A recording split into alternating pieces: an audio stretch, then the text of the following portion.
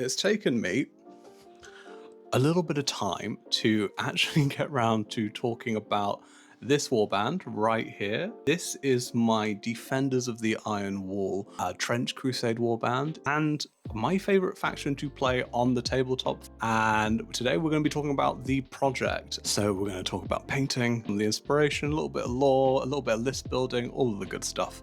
So yeah, let's get into the Defenders of the Iron Wall. Now, if you're new to Trench Crusade, the Defenders of the Iron Wall are a sub-faction of the Iron Sultanate.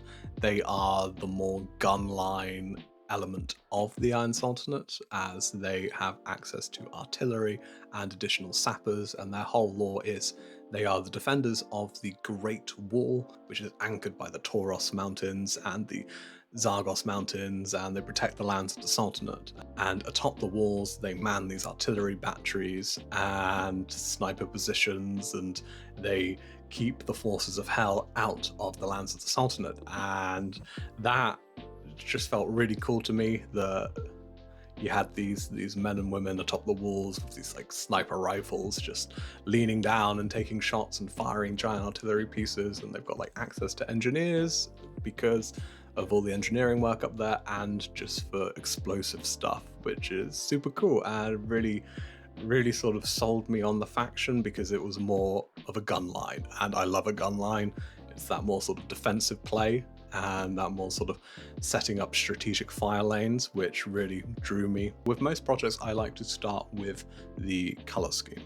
And for this project, I wanted to draw upon more sort of historical references, as I thought that would be a really interesting way to sort of make my way into this warband. And I was having a look online and I found this illustration of these three 11th century Middle Eastern soldiers, and they just so happened to be defending a wall. So when I saw it, I was like, oh my god, this is what my warband's gonna be. So as you can see, there's a lot of oranges and a lot of yellows and some blues and some whites. So with this photo, I gave me a point of reference for the direction I wanted to take color-wise for my warband. So there's a lot of yellows, there's a lot of oranges, blues and whites, and it was just a lot of fun to paint because in my previous warbands, they're all very grimdark. Now, I'm not saying this warband is not grimdark, but it's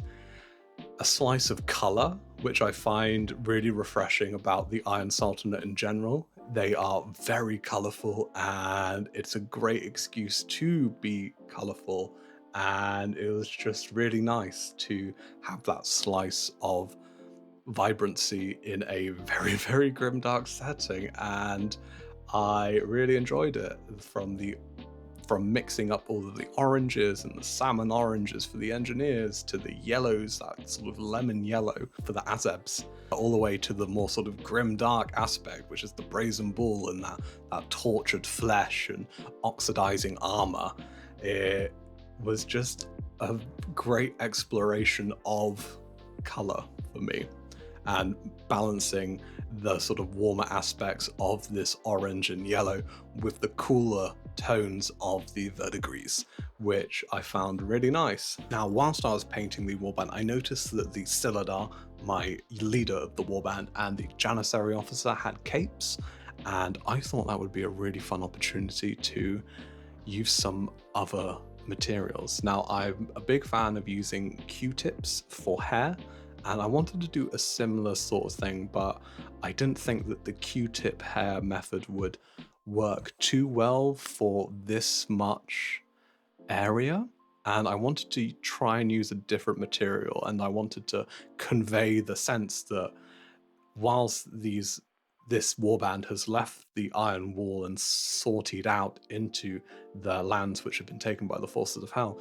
I really wanted to convey that sense of cold and that sort of high elevation. And one of the ways I wanted to do that was to add some form of fur or material to the fur capes of the Siladar and the Janissary officer.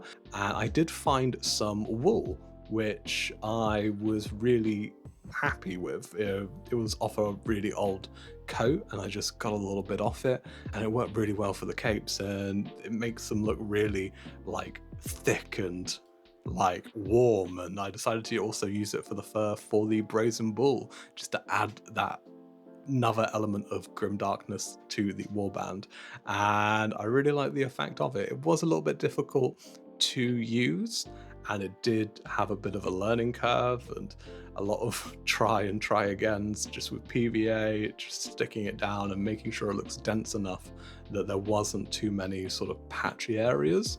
So it was a lot of working with layers, but I was super happy with the results, and I definitely recommend trying all these different materials and whatever you can find to add that element of realism, grim darkness to your miniatures, because it really just pulls them into that area where they become characters. Now, with the warband all painted, I needed to work out how I wanted to build them. So I'm going to talk about a 700 ducat list, which I've been playing a lot recently and have had some success with, and this would be my most likely pick for a campaign starter if I was going to pick the Defenders of the Iron Wall. Now, in the list we have 3 elites and 4 troops, which puts us up to 7 activations, which is the lowest amount of activations I would want to go when playing Trench Crusade or for a campaign starter. I wouldn't want to go any lower than 7 because you're just putting yourself at a disadvantage. Now, the first elite we have, and the leader of the warband, is the Siladar. I've given him a halberd gun. I am using the preview rules, so I am using the upgraded version of the halberd gun, which has the +1 injury dice, assault, block, all of that good stuff. This is just a great all-round ranged weapon and a fantastic melee weapon as well, because you can use it in both ranged and melee. I have given him standard armor and a trench shield, so he has -2 armor. I've given him the corrosive ammunition. I've also given him a mountaineer's kit, just so he can climb a bit better, and a med kit, which will help keep some of the blood off him and to keep one of the most important aspects of the list a little bit healthy, which I'll get onto a little bit later. Now, he does have a couple of special rules. One of them is the Siege Giselle teams, which only applies if you have a Siege Giselle and you're within an inch of somebody else. You get +1 to your range dice, but he also has the marksmanship of the Iron Wall, which essentially, if you have the elevated position bonus, you get to add +2 dice to your success roll for the ranged attack instead of +1, which is really useful, and the whole warband is affected by that rule, which is really nice. The next elite we have is the Janissary Officer. I've given him the halberd gun, standard armor, trench shield. I've given him the alchemical ammunition, which gives you +1 to your success roll for your ranged attacks, which is really nice.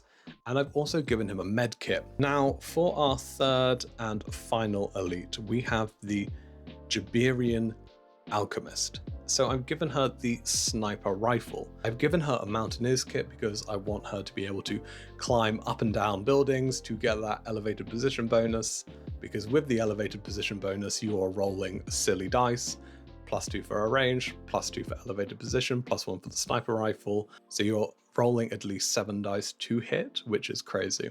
And with that, that is the elites done. Now on to the troops. I have 3 Azebs. 2 of them have the Giselle and alchemical ammunition. They aren't too great at shooting, but the alchemical ammunition just helps mitigate that long range penalty. So you should be shooting at straight dice, and to be honest, they have managed to make shots and take stuff out which they have no right to be doing.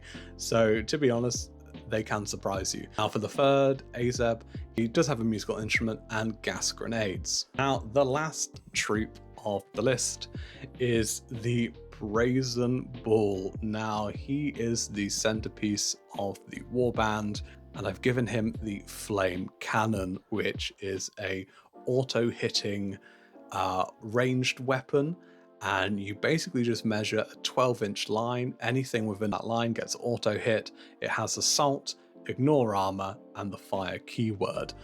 So it can be very nasty, especially if we're going to be putting blood on with the Alchemist and all of our long-range shooting. That Flame Cannon is going to be really effective at just deleting anything on the board. I have given him a great hammer and maul, and he has standard armor and a trench shield. I've given him a gas mask, and a med kit. Now I'm running 3 med kits in total, just because the bull is going to be running with the Janissary Officer and the Siladar and the musical instrument Azeb, so it's going to be this sort of big blob, and the plan is to use the med kits to keep the bull really healthy, because he is going to be an absolute target for anything, so because he's very scary. And that rounds it out for 700 ducats. Now if I was to pick this in a campaign and I was to progress through all the games, some of the options I'd pick up would probably be another Janissary Officer, a sapper with explosive charges, which allows you to remove a piece of terrain which is 8 inches by 8 inches off the table, so it'll help you get those firing lines. And I would also pick up a Sultanate Grand Cannon, which is a deployable artillery piece, and it has +2 injury dice, ignore armor. I didn't put it in at 700 ducats because with Trench Crusade there is usually a lot of terrain, so the effectiveness of the Grand Cannon is very much dependent on how open the board is, and I've had games where it's only ever gotten off 2 shots. So for the campaign start, I just wanted to focus on the Brazen Bull, and then when I've got more ducats and things start to open up, I'll probably get the Grand Cannon or 2. Because why wouldn't you want a big giant artillery piece?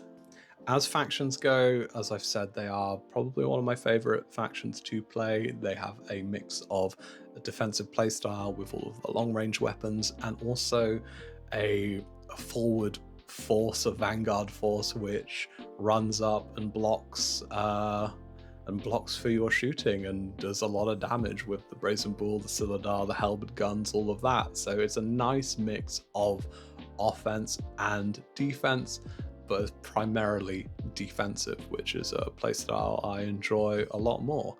So yeah, this project has been great fun. It's allowed me to play with a lot more colors than I would usually do, which has been really nice to be exposed to as a painter, and to sort of broaden my palette and horizon and try these different things. It's just been great fun, and if you enjoy a gun line, I'd recommend checking out the Defenders of the Iron Wall. So yeah, I hope you've enjoyed the video.